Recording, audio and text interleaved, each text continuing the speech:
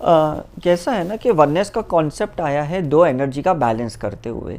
जैसे हम in general कहते हैं कि भाई उसकी शिव शक्ति बैलेंस्ड होनी चाहिए, सूर्य नाड़ी चंद्र नाड़ी बैलेंस्ड होइए। ये तो एक मोटा मोटा साइंस है करके। एक्चुअल साइंस क्या है कि हमारे सेल्स के अंदर जो एनर्जी होती है और जो डीएनए होता है, तो दोनों की सिंक्रोनाइजेशन चाहिए। कैसे, मैं आपको बताता हूँ। डीएनए में अगर कोई थॉट का मैनिफेस्टेशन है तो वो मैनिफेस्टेशन गॉड के डिवाइन प्लान के साथ चाहिए, तो उसको वननेस कहते हैं।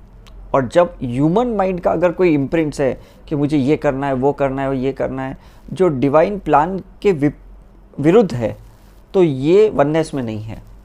तो वननेस सिर्फ हमारे अपने अंदर की नहीं होती है, वननेस हमें गॉड के साथ भी है, गुरु के साथ भी है, डिवाइन प्लान के साथ भी वननेस करनी पड़ती है। लोगों को लगता है वननेस का मतलब है कि ट्विन फ्लेम होता है या सोलमेट होता है, वो मिलने के बाद हम वननेस में आते हैं। ऐसी बात नहीं है, वो तो सिर्फ एक एनर्जी का बैलेंस्ड है। वननेस का मतलब है वननेस विद अ कॉन्शियसनेस, मतलब ह्यूमन कॉन्शियसनेस और गॉड का कॉन्शियसनेस दोनों एक होने चाहिए, तब वननेस होता है।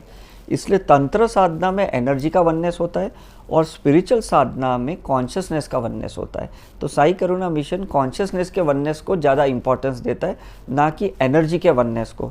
तो ऐसे कोई हम लोग ट्विन फ्लेम या सोलमेट क्रिएट नहीं करते, अट्रैक्ट नहीं करते कि भाई ये एक दूसरे की वजह से शिव शक्ति बैलेंस्ड हो करके। तो ये चीज़ें काम ज़्यादा टाइम तक नहीं आएगी। बिकॉज क्या है, जैसे हम नेक्स्ट लाइफ में जाते हैं तो डेफिनेटली फिर हमारा कॉन्शियसनेस चेंज हो जाता है, और जब वो बदलता है तो ये एनर्जी का तो कोई मायने ही नहीं रखता है ना। जैसे अभी कोई एक नया आईफोन आ गया है और पुराने आईफोन का भी कोई मायने ही नहीं रखता है, बिकॉज नए वाले का तो कैमरा भी अलग है, साउंड क्वालिटी अलग है, बैटरी भी अलग है। तो ये होता है कि हर लाइफ में कॉन्शियसनेस का वननेस होना चाहिए, not only just energy oneness.